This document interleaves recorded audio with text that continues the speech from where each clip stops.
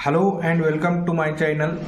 Student, हमें 12th class में जुलाई 2023 में जो पेपर आया था उसके बारे में आज डिस्कशन करना है। ये जो पेपर है बहुत कम लोगों के पास में है, क्योंकि ये जो होता है ये सप्लीमेंट्री पेपर होता है। ठीक है ना। अभी हम क्या करेंगे, ये 8 पेजेस वाला पेपर था और इसके लिए आपको 3 आवर्स मिले थे और 80 मार्क के लिए रहता है। ठीक है ना। तो अभी हम क्या करेंगे, डायरेक्ट क्वेश्चन पेपर देखेंगे। स्टूडेंट देखो, ये सेक्शन ए है।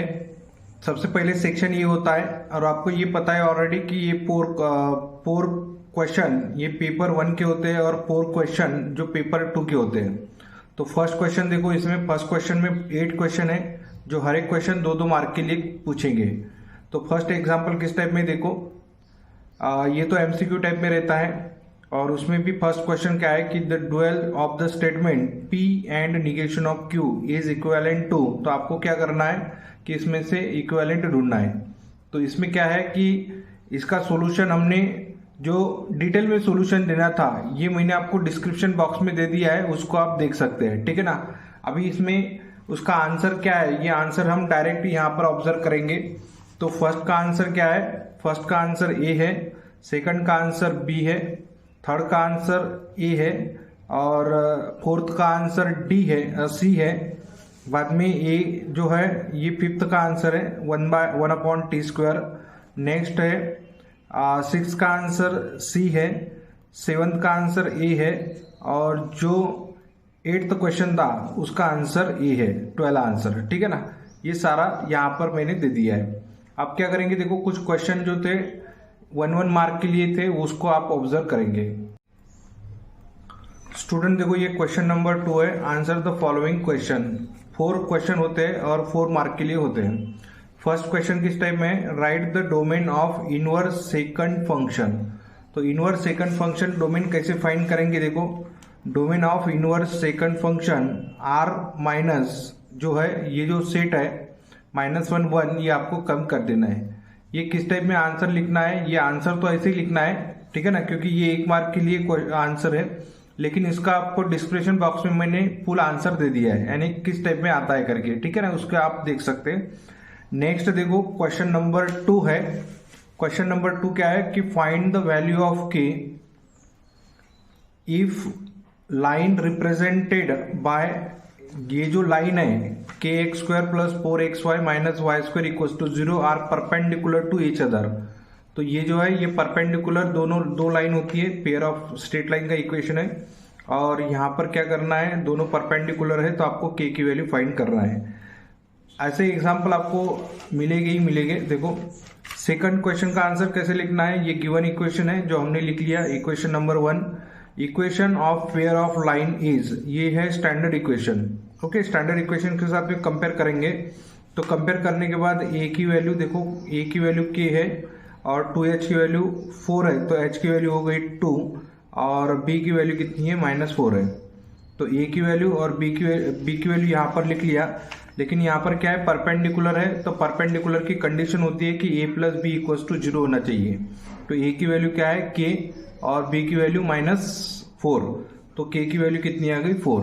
तो ये टोटल आंसर निकालने के लिए आपको 1 मार्क मिलेगा। ओके, तो आधे मार्क के लिए हिसाब नहीं होता है, डायरेक्ट 1-1 मार्क के लिए हिसाब होता है यहाँ पर।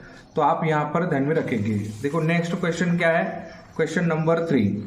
Evaluate integration 1/x √log x * dx। इसको कैसे सॉल्व करना है, इसको आप अलग अलग तरीके से सॉल्व कर सकते हैं, आपके हिसाब से है। ठीक है ना। तो इसका आंसर क्या है, देखो आंसर इस टाइप में है। पहले इसको I = लिख लिया क्योंकि इंटीग्रेशन का एग्जांपल है, integration of 1/x √log x * dx।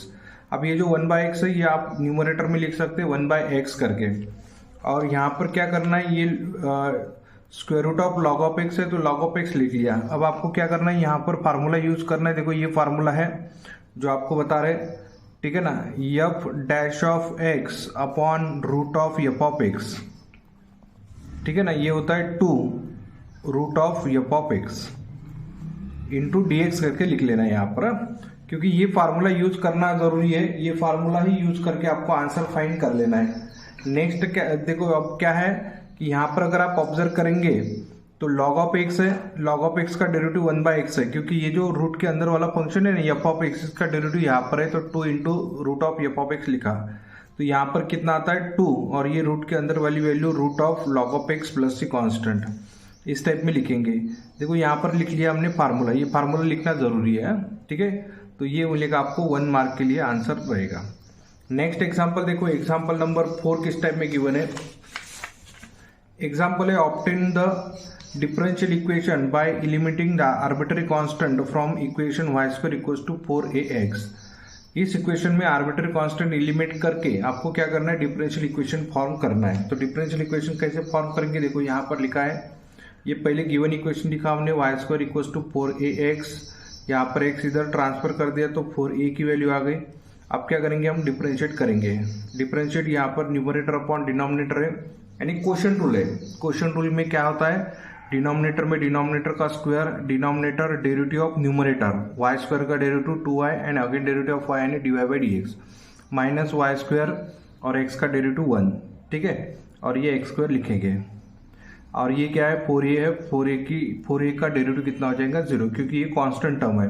Upon dx, ये अपॉन में जो x स्क्वायर है ये मल्टीप्लाई कर दिया तो ये 0 इंटू एक्स स्क्वायर होता है, और 2x इंटू वाई, ये 2xy dy/dx minus y square equals to 0। अब क्या करेंगे, ये y स्क्वायर इधर लाएंगे तो प्लस होता है, ये 2xy है इधर लाए तो डिवाइड में होता है। तो आप क्या करेंगे, ये कैंसिल कर देंगे y, ओके, और बाद में यहाँ पर आप आंसर ऐसे लिख सकते हैं, dy/dx equals to y upon 2x, this is required differential equation. इस टाइप में लिख सकते हैं, या फिर आप इसको ऐसे भी लिख सकते हैं, देखो ऐसे भी लिख सकते हैं, ये 2x आप इधर मल्टीप्लाई कर देंगे तो 2x into dy/dx minus y equals to 0। ये इस टाइप में भी आप लिख सकते हैं डिफरेंशियल इक्वेशन। नेक्स्ट देखो क्वेश्चन नंबर 3 सॉल्व करेंगे।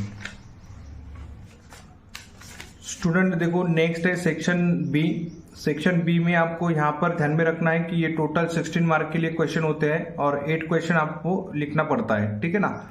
अब यहाँ पर देखो attempt 8 of the following questions. First question किस टाइप में गिवन है, question number 3, right the following compound statement symbolically.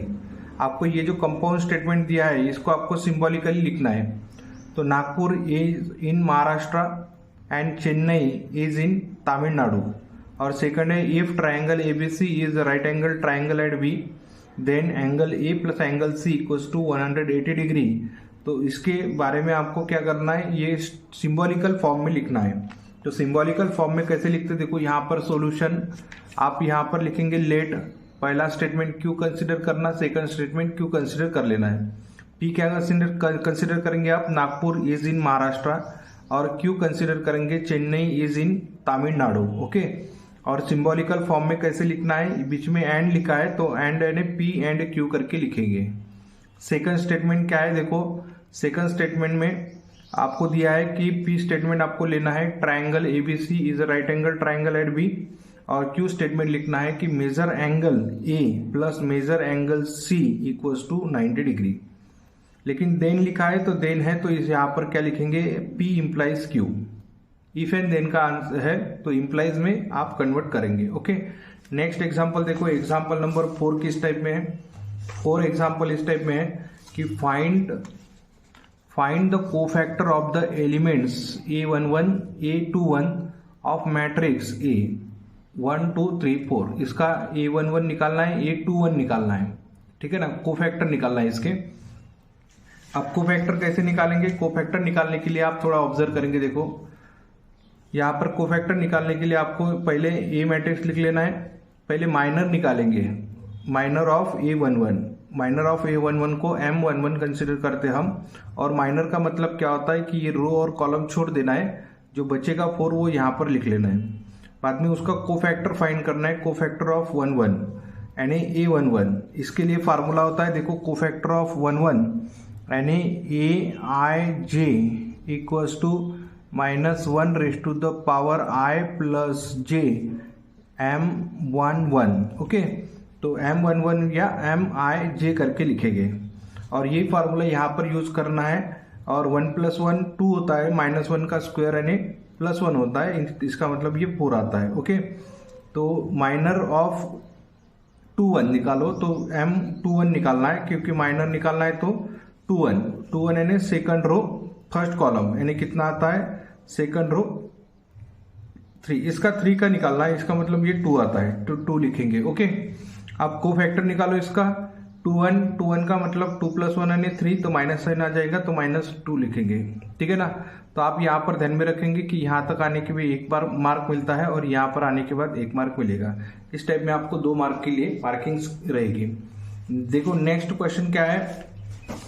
Next question इस टाइप में है, question number 5, find the solution of cos theta equals to 1/2 where theta less than और equals to 0 less than और equals to theta less than और equals to 2 pi. ये 2 mark के लिए question है।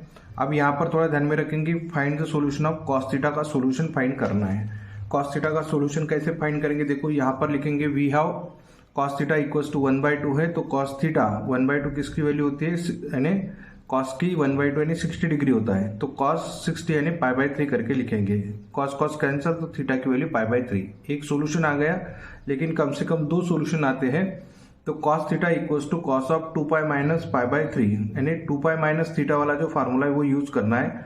2π माइनस π/3 यानी 6π माइनस 1π यानी 5π/3, तो थीटा की वैल्यू 5π/3 आ गई। ठीक है ना, solution of theta equals to 1/2 जो है उसका जो सोल्यूशन रहेगा थीटा इक्वल्स टू π/3 रहेगा एंड थीटा इक्वल्स टू 5π/3 रहेगा। इस टाइप में हम सोल्यूशन फाइंड कर सकते हैं। स्टूडेंट देखो क्वेश्चन नंबर 6 है, find the joint equation of line passing through the origin having slope 2 and 3। तो आपको क्या करना है, जॉइंट इक्वेशन बना लेना है जिसका स्लोप 2 और 3 गिवन है, जो लाइन ओरिजिन से पास हो चुकी है। तो उसकी अगर फिगर आपको ड्रॉ करना है तो फिगर हम ऐसे इस टाइप में ड्रॉ करेंगे। पहले एक्स एक्सिस वाई एक्सिस इस टाइप में ले लेंगे, और एक लाइन जो है ये गई है ये इस टाइप में, और एक लाइन इस टाइप में गई है। इनका आपको जॉइंट इक्वेशन बनाना है जिसका स्लोप गिवन है 2, जिसका स्लोप गिवन है -+3। ओके, 2 और 3 ये सोल्यूशन गिवन है, स्लोप गिवन है। तो कैसे सॉल्व करेंगे, देखो यहाँ पर लिखना है equation of the line passing through origin and slope m is given by y equals to mx का इक्वेशन होता है, ये इक्वेशन होता है। ठीक है ना, इसको आप इक्वेशन नंबर 1 वगैरह दे सकते हैं। Slope of the given line 2 and 3, तो यहाँ पर पहले 2 पुट कर देना है एक इक्वेशन, और दूसरा आपको 3 पुट कर देना है। ये 2x जो है ये 2x इधर ट्रांसफर करेंगे तो y - 2x होता है, और 3x इधर ट्रांसफर करेंगे तो y - 3x होता है। ओके, इस टाइप में लिखेंगे। अब क्या करना है, जॉइंट इक्वेशन का मतलब क्या होता है कि u इंटू वी यानी 0 होता है, तो ये u कंसिडर करेंगे, ये v कंसिडर करेंगे, तो u into v equals to 0। अब ये दोनों हो गए इक्वल टू 0, तो आप इन दोनों का मल्टीप्लीकेशन कर दो। मल्टीप्लीकेशन करेंगे और ये जो है ये लाइक टर्म्स है तो इनके एडिशन कर दो, और ये होता है इसका आंसर। तो इस टाइप में आप सॉल्व करेंगे तो 6x² - 5xy + y² equals to 0। यहाँ तक आने के बाद आपको बराबर 2 मार्क मिलेंगे। ठीक है ना, इसमें कैसा है 2 मार्क के लिए यहाँ पर अगर आप आए तो भी 1 मार्क मिलता है, इसके बाद में यहाँ पर और एक आगे 1 मार्क मिलेगा। इसका मतलब आपको 2 मार्क के लिए ये सॉल्व करना है। ओके, नेक्स्ट क्वेश्चन सॉल्व करेंगे। देखो क्वेश्चन नंबर 7 क्या है। क्वेश्चन नंबर 7 देखो, if the vectors this and this are coplanar, अगर ये तीनों वेक्टर कोप्लेनर है, then find the value of P. तो आपको क्या करना है, वैल्यू ऑफ पी फाइंड करना है। तो किस टाइप में फाइंड करेंगे, देखो यहाँ पर फर्स्ट वेक्टर को ए बार लेना है, सेकंड वेक्टर को बी बार और थर्ड वेक्टर को सी बार करके लिखेंगे। ठीक है, और ये तीनों वेक्टर अगर कोप्लेनर है तो इनका जो बॉक्स प्रोडक्ट होता है ए बार बी बार सी बार, आपको क्या लिखना है, ए बार बी बार सी बार क्या लिखना है, 0 लिख लिया है। ठीक है ना, यहाँ पर आपको कुछ भी कॉमा डॉट वगैरह नहीं देना है। ठीक है ना, तो ए बार के आप कोएफिशिएंट लिखेंगे -3 4 -2। देखो यहाँ पर ए बार के कोएफिशिएंट जो है, ये ए बार के कोएफिशिएंट आपको क्या करना है -3। देखो यहाँ पर -3 4 -2, और यहाँ पर लिखेंगे 1 आई जे कैप नहीं तो 0 लिख लेना, ये 2 है, और बाद में आई कैप जे कैप नहीं तो 0 और पी का लिख लेंगे। तो आप इस टाइप में लिख लेंगे। ओके, इस टाइप में लिख लेना, ये होता है इक्वल्स टू 0। आप क्या करेंगे, यहाँ पर इनका आपको क्या करना है, ये डिटर्मिनेंट सॉल्व करना है। ये डिटर्मिनेंट तो आपको ऑलरेडी सॉल्व करते आना ही चाहिए। ये इनका मल्टीप्लिकेशन कर देना, बाद में ये 4 ले लेना, माइनस इनका मल्टीप्लिकेशन कर देना, -2 ले लेना यहाँ पर, प्लस माइनस और इनका मल्टीप्लिकेशन कर देना, ये होगा इस टाइप में। आप यहाँ तक भी लिखेंगे तो 1 मार्क मिल जाएगा और इसको सॉल्व करने के लिए भी 1 मार्क मिल जाएगा, यानी 2 मार्क के लिए क्वेश्चन था। इस टाइप में 2 मार्क के लिए आपको इसको सॉल्व करना है। देखो नेक्स्ट क्वेश्चन किस टाइप में है, question number 8, find the direction cosines of the vector. ये जो वेक्टर है 2i cap plus 2j cap plus minus k cap, इसका आपको क्या करना है, डायरेक्शन कोसाइन फाइंड करना है। अब डायरेक्शन कोसाइन कैसे फाइंड करते, देखो यहाँ पर थोड़ा ध्यान दो कि ए बार जो है ये लिख लेंगे और डायरेक्शन कोसाइन यानी A I cap plus B J cap plus C K cap, इसके साथ कंपेयर करेंगे तो ए बी सी की वैल्यू मिल गई, ठीक है ना। और यहाँ पर पहले स्क्वायर रूट फाइंड करेंगे, क्योंकि डायरेक्शन कोसाइन का ये फार्मूला होता है l equal to a upon square root of a square plus b square plus c square, ठीक है ना। ये फर्स्ट सेकंड थर्ड, क्योंकि 3 डायमेंशनल है तो एल एम एन फाइंड करना है। Square root of a square b square c square लिख लेना है।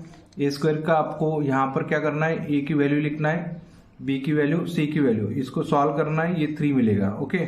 और यहाँ पर जो है ए अपॉन रूट है तो ये रूट की वैल्यू तो 3 है तो ये 2/3 और माइनस 1/3। तो डायरेक्शन जो कोसाइंस है, डायरेक्शन कोसाइन कितने आते हैं, 2/3 माइनस 1/3, इस टाइप में हम लिख सकते हैं। देखो नेक्स्ट क्वेश्चन किस टाइप में गिवन है, question number 9, okay. Question number 9 क्या है कि find the equation of tangent to the curve this. आपको क्या करना है, इक्वेशन ऑफ टेंजेंट फाइंड करना है। ये जो कर्व गिवन है एट पॉइंट 0,4 के लिए निकालना है। और आपको ये पता रहने को ना कि इक्वेशन ऑफ टेंजेंट क्या होता है, तो y minus y1 equals to m into x minus x1, ठीक है। और ये इक्वेशन यूज करके आप यहाँ पर सॉल्व करेंगे। ये आपको ये थोड़ा ध्यान में रखना है कि y minus y1 equals to m into x minus x1 होता है। तो x1 y1 तो पॉइंट है जो आपको पता है, लेकिन आपको स्लोप पता नहीं है, तो स्लोप फाइंड करेंगे। यानी स्लोप क्या होता है, ये जो गिवन कर्व है इसको आपको एक बार डिफरेंशिएट कर लेना है। डिफरेंशिएट करेंगे तो y का डेरिवेटिव dy बाई dx होता है, x स्क्वायर का डेरिवेटिव 2x होता है, और यहाँ पर 2 कांस्टेंट है, ठीक है ना। ये 2 कांस्टेंट है, e raise to the power x का derivative, e raise to the power x, 2 का डेरिवेटिव 0। एट 0,4 के लिए हम सॉल्व करेंगे तो m यानी स्लोप हो गया, और 0,4 यानी x की वैल्यू 0, y की वैल्यू 4 पुट कर दो और इसको सिंप्लीफाई करो तो m की वैल्यू आ गई आपके पास में, m की वैल्यू आ गई 2।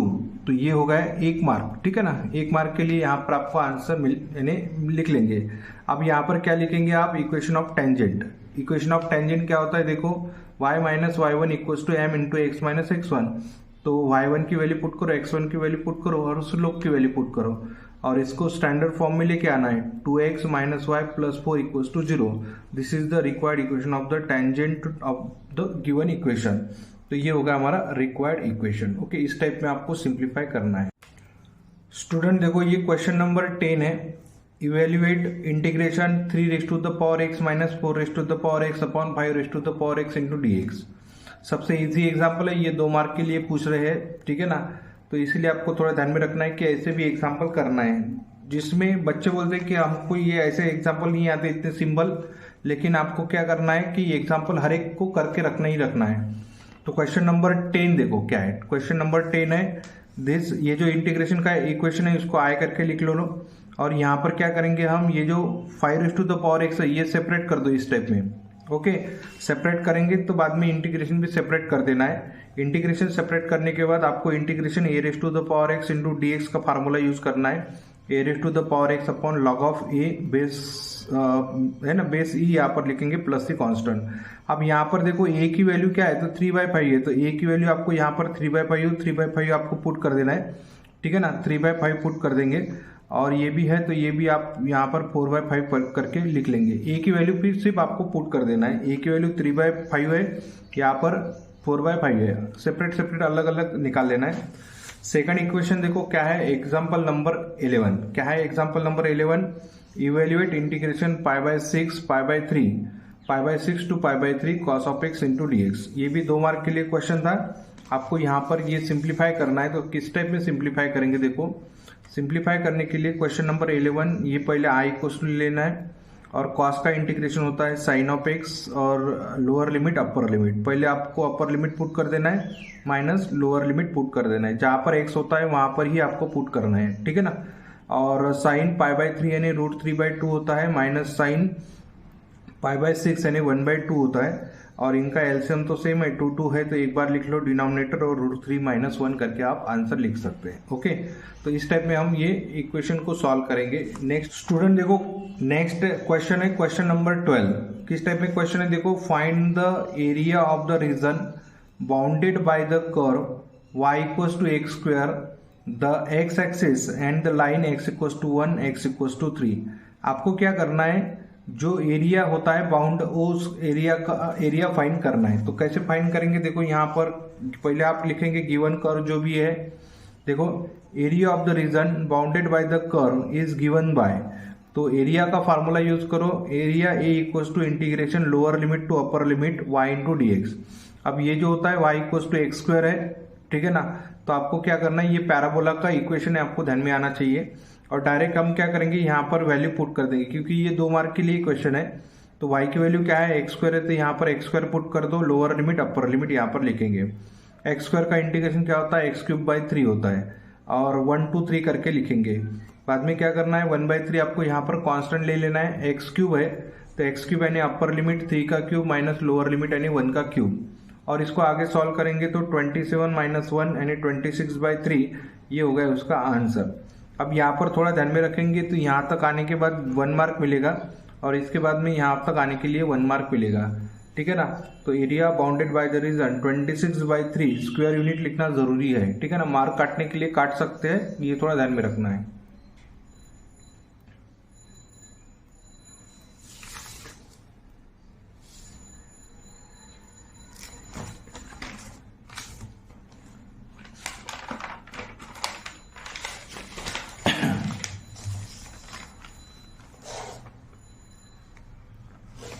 स्टूडेंट देखो, क्वेश्चन नंबर 13 किस टाइप में है, फाइंड द इंटीग्रेटिंग फैक्टर, यानी IF बोलते हैं हम इसको, डिफरेंशियल इक्वेशन का एग्जांपल है। Of the differential equation dy/dx + y = e⁻⁻x। तो आप क्या करेंगे, ये इक्वेशन को कैसे सॉल्व कर सकते हैं, देखो यहाँ पर आपको थोड़ा ध्यान में रखना है कि dy/dx + y e⁻⁻x ये गिवन इक्वेशन है। कंपेयरिंग करना है इसको स्टैंडर्ड इक्वेशन से। स्टैंडर्ड इक्वेशन क्या है, dy/dx + py = q, ये हमारा स्टैंडर्ड इक्वेशन है। और यहाँ पर क्या करेंगे, यहाँ पर p की वैल्यू देखो 1 है, p की वैल्यू ले लो, q की वैल्यू यहाँ पर लिखेंगे। ओके, और बाद में क्या करना है, आपको इंटीग्रेटिंग फैक्टर फाइंड करना है। इंटीग्रेटिंग फैक्टर का फार्मूला ये होता है e⁻∫ p dx। p की वैल्यू क्या है, 1 है, तो 1 लिखेंगे, और integration of 1 with respect to x यानी x होता है, तो e⁻x इसका आंसर हो गया। अब यहाँ पर थोड़ा ध्यान में रखेंगे, यहाँ तक आने के बाद 1 मार्क मिलेगा, और यहाँ पर आने के बाद एक मार्क और मिलेगा, यानी इसे 2 मार्क के लिए मार्किंग रहेगी। अब आपको क्या करना है, क्वेश्चन नंबर 14 सॉल्व करना है। क्या है क्वेश्चन नंबर 14, देखो गिवन दैट, ये जो है बाइनोमियल डिस्ट्रीब्यूशन का एग्जांपल है, जिसमें p की वैल्यू गिवन है 0.6, एक्सपेक्टेशन ऑफ x गिवन है 6 है, find n and variance of x find करना है। 2 मार्क के लिए क्वेश्चन है, देखो यानी ये n की वैल्यू सॉल्व करने के लिए 1 मार्क और इसके लिए 1 मार्क। आप कैसे सॉल्व करेंगे, देखो सबसे पहले आप क्या लिखेंगे, पहले गिवन वैल्यू लिख लो, p की वैल्यू 0.6 है, और एक्सपेक्टेशन ऑफ x की वैल्यू गिवन है 6 है। ओके, यहाँ पर थोड़ा ध्यान में रखेंगे, ये भी 0.6 है, तो ये भी 6 है। अब यहाँ पर क्या करेंगे, आपको n की वैल्यू फाइंड करना है, वेरिएंस ऑफ x फाइंड करना है। तो आपको यहाँ पर फार्मूला लिखना है e(x) = n × p। तो यहाँ पर e(x) की वैल्यू गिवन है 6 है, और n निकालना है, और p की वैल्यू 0.6 गिवन है, तो 0.6 इधर डिवाइड करेंगे तो आपको यहाँ पर 60/6 मिलेगा, और 6 कैंसल, ठीक है ना। तो यहाँ पर आपको यहाँ पर 10/, ठीक है ना, ये मिलेगा 10/1 यानी 10 आंसर मिल जाएगा। ओके, तो n की वैल्यू कितनी मिलेंगी, 10। फर्स्ट हो गया। आप क्या करेंगे, वेरिएंस ऑफ x फाइंड करना है। तो वेरिएंस ऑफ x फाइंड करने के लिए आपको q की वैल्यू भी फाइंड करना है, क्योंकि वेरिएंस ऑफ x का फार्मूला क्या होता है, n × p × q। ओके, ये होता है। तो n की वैल्यू क्या है, तो 10 है, अभी हमने यहाँ पर निकाल लिया। ओके, p की वैल्यू क्या है, तो 0.6 है, और यहाँ पर q की वैल्यू निकालने के लिए 1 - p कर देना है। तो 1 - 0.6 यानी 0.4 होता है, तो 0.4 यहाँ पर पुट कर दो। इनका मल्टीप्लीकेशन करेंगे तो 0.24 आता है, और 10 के साथ मल्टीप्लाई करेंगे तो 2.4 मिलेगा। तो आप ये थोड़ा ध्यान में रखेंगे, ये सॉल्व करने के लिए 1 मार्क और ये सॉल्व करने के लिए 1 मार्क। ओके, इस टाइप पे आपको मार्किंग रहेगी। अब देखो क्वेश्चन नंबर 15 हमें सॉल्व करना है। नेक्स्ट है सेक्शन सी है, attempt any 8 of the following question 24 mark के लिए पूछेंगे। और 8 है तो इसका मतलब हर एक क्वेश्चन आपको 3 मार्क के लिए पूछेंगे। देखो ये 3 मार्क के लिए क्वेश्चन पूछा है।